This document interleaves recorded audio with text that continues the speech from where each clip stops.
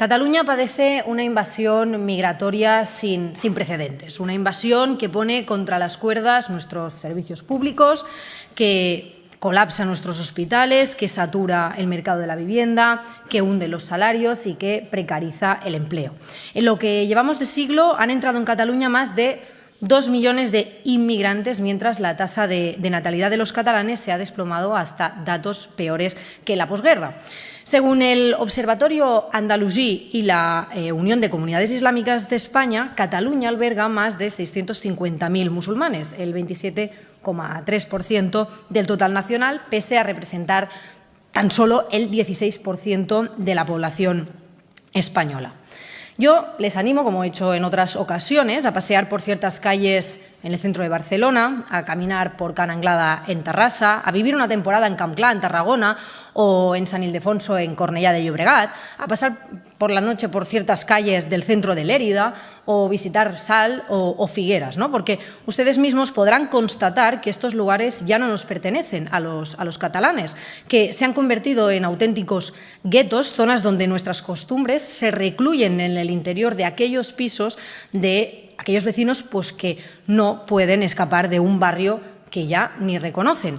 Y esto es sencillamente insostenible. Más allá de si delinquen o se comporten, bajen salarios o no, saturen servicios o no, capturen ayudas o no, es una cuestión de ser o no ser. Y con estos números, con estas cifras, sencillamente no somos. Cataluña, España, no es. Pero la verdad es que toda inmigración es problemática cuando se produce de forma masiva y descontrolada, y la inmigración masiva procedente de países islámicos es especialmente problemática a la hora de integrarse, porque el Islam no es algo inofensivo, es un complejo en el que pues, se funden religión, política, derecho y cultura. Un sistema, mejor dicho, una ideología que por su propia naturaleza es exclusiva, es excluyente y es expansiva. Y que a medida que va contando con más fieles en nuestros barrios, van imponiéndose con más fuerza, lo queramos o no. Y esto no es algo optativo, porque el islamismo no busca el encaje, busca la hegemonía, no busca integrarse, busca prevalecer, y ustedes lo saben y de hecho se están aprovechando electoralmente de ello. Porque el avance del islamismo, señor conseller, no se explica solo por lo que llega de fuera, sino que se explica sobre todo por lo que aquí dentro, en nuestra tierra, se ha dejado de defender. Porque ustedes han promovido una cosmovisión posmoderna completamente desarraigada, donde pues, el islamismo encuentra terreno abonado para expandirse, alimentándose de su propia abdicación moral y cultural. Y nos han impuesto un modelo multicultural, un multiculturalismo, en el que solo queda una cultura, que es la islámica. Y esa es la realidad. Y en Cataluña los responsables precisamente de todo esto han sido y siguen siendo la izquierda y el separatismo, que reniegan absolutamente de todo lo que somos. Y los catalanes asistimos a la islamización de lo público, tutelada y financiada por nuestras propias instituciones. Basta con repasar lo sucedido en los últimos meses, incluso en las últimas semanas, pues para que uno se dé cuenta de lo que estoy diciendo. Miren, sin ir más lejos, el pasado viernes la Universidad Autónoma de Barcelona cedió sus aulas para un acto de oración colectiva, lectura del Corán separada por sexos y un posterior banquete. El coste fue de unos 10.000 euros, 10.000 eurazos. Y lo pagó y lo organizó el Instituto Català Internacional Parlapau, que para quien no lo conozca es un chiringuito creado en el 2007 por el Parlament.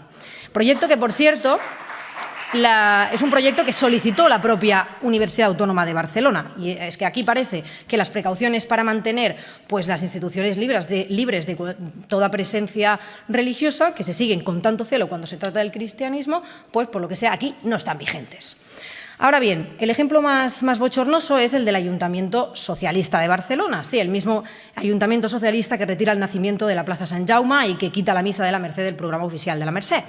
Pues resulta que hace pocos días se presenta desde el Ayuntamiento una guía titulada, la tengo aquí, Orientacions per a centres educatius durant el Ramadà. En ella se recomienda a las direcciones de los colegios que, como gesto de respeto a la celebración musulmana, pues no realicen actividades extraescolares como las de música o danza porque, pues, oye, los musulmanes pueden sentirse ofendidos. Y es que no me lo estoy inventando, de hecho se lo voy a leer textualmente. En la página 5 hay un párrafo que dice: algunas personas musulmanas pueden considerar la música o la danza como una actividad no adecuada para el mes del Ramadán, puesto que se considera un mes dedicado a la espiritualidad en que es especialmente importante tener una actitud piadosa. Por lo tanto, sería recomendable tener en cuenta esta sensibilidad a la hora de programar algunas actividades o ofrecer actividades alternativas. Y es que en nuestras escuelas públicas ustedes hacen todo lo posible para ocultar el origen cristiano de nuestra cultura y nuestras fiestas. Pero, eso sí, por el Ramadán hay que evitar la música y la danza porque, oye, ofende a los musulmanes. Es que, de verdad, su endofobia no tiene límites, señor conseller. Pero vayamos con otro ejemplo también de este mismo ayuntamiento socialista que ha retirado la carne del cerdo y sus derivados de los centros escolares. Leo textualmente, dice: no ofrecemos carne de cerdo en nuestros menús para poder proporcionar una alimentación más inclusiva y adaptada a las realidades diversas de los alumnos. Respuesta literal del Instituto Municipal de Educación, que luego ha negado el señor Collboni con excusas ridículas. Que, por cierto, no se me olvide, esta sharia gastronómica no tienen suficiente con imponerla en los colegios, que también van a los más pequeños y los imponen también en las guarderías. Pero ahora bien, ya que estamos aquí, también les daré ejemplos de su propio departamento, señor conseller, porque resulta que el Departamento de Justícia, usted lo sabe, ¿no?, imparte charlas a los funcionarios de prisiones sobre el Ramadán. Las da Ahmed Bermejo, un imán que colabora con Islamic Relief Worldwide, una ONG con vínculos con hermanos musulmanes que, como ustedes saben, ya es una de las corrientes más radicales dentro del Islam, reconociendo, por otro lado, que nuestras prisiones están pobladas por extranjeros a los que pagamos una pensión completa en vez de enviarlos y devolverlos a sus países.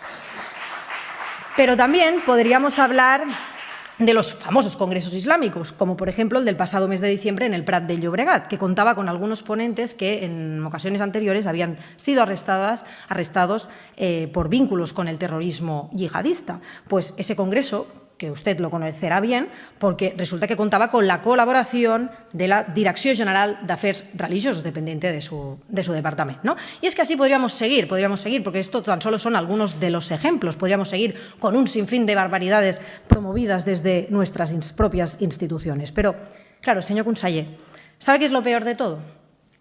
Es que ustedes son negacionistas. Y son negacionistas de los problemas reales de los catalanes, pero es que lo niegan porque ustedes no lo padecen, ustedes no lo sufren, porque ustedes se niegan a convivir con los efectos de sus políticas. Pero ¿sabe quién lo sufre? ¿Sabe quién lo sufre? Los catalanes de a pie, los catalanes corrientes, las familias, los jóvenes, los trabajadores, que ven cómo su barrio de toda la vida ya no es lo que era. Son todos ellos los que están padeciendo la islamización de una Cataluña que levantaron nuestros padres, que levantaron nuestros abuelos y que cada vez resulta más irreconocible. ¿Hasta cuándo van a seguir promocionando el islamismo? ¿Hasta cuándo van a seguir rindiendo nuestras plazas, escuelas e instituciones? ¿No cree que ha llegado el momento de decir basta y de empezar a proteger lo que somos? Para mí, todas las culturas no tienen el mismo valor.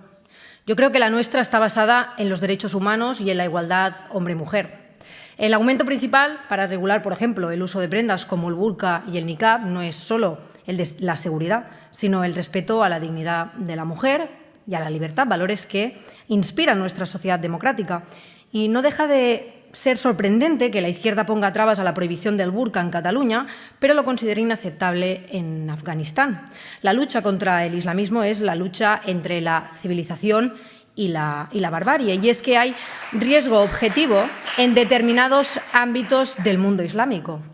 Señor Espadaler, estas palabras no son mías, son suyas. Son frases de Duran y Lleida, también, quien fue presidente de su partido, Unió, antes de que desapareciera, antes de que usted montara Units y se vendiera al Partido Socialista. ¿Era usted islamófobo? ¿Es usted defensor de la islamofobia? Es que, hombre, no tiene vergüenza. Por cierto, una humillación que parece que usted acepta con gusto, demostrando que no tiene más convicciones que la de mantener el cargo que ostenta. Yo ya no sé si es usted democristiano o demosunita. Explíquenoslo. Han sido ustedes implacables con el cristianismo y con lo europeo, pero resulta que han sido serviles y generosos y sumisos con lo islámico. Los ejemplos que he expuesto evidencian precisamente cómo ustedes han permitido a los islamistas avanzar en nuestros barrios y pueblos amparándose en una libertad religiosa malentendida, en una falsa tolerancia y equidistancia, usted hoy lo ha demostrado, y en una inexistente neutralidad de lo público. España, Cataluña, es identidad, es memoria, son costumbres, leyes compartidas y un suelo moral que hace posible la convivencia, porque no somos ciudadanos del mundo, esa gran mentira, no existe una patria mundial. Somos catalanes y por tanto españoles. Nosotros somos catalanes y por tanto españoles porque lo fueron nuestros padres, lo fueron nuestros abuelos, lo fueron nuestros bisabuelos. Y nuestros hijos y nuestros nietos y nuestros bisnietos también lo serán. Y ustedes no son quienes para romper o dinamitar todo lo que tantos siglos ha costado construir. Así que, se lo digo claramente, no se lo vamos a permitir. Cuenten con ello. Muchas gracias. Muchas gracias por ver el vídeo. No te olvides de suscribirte, darle me gusta y activar la campanita. Nos vemos en el siguiente.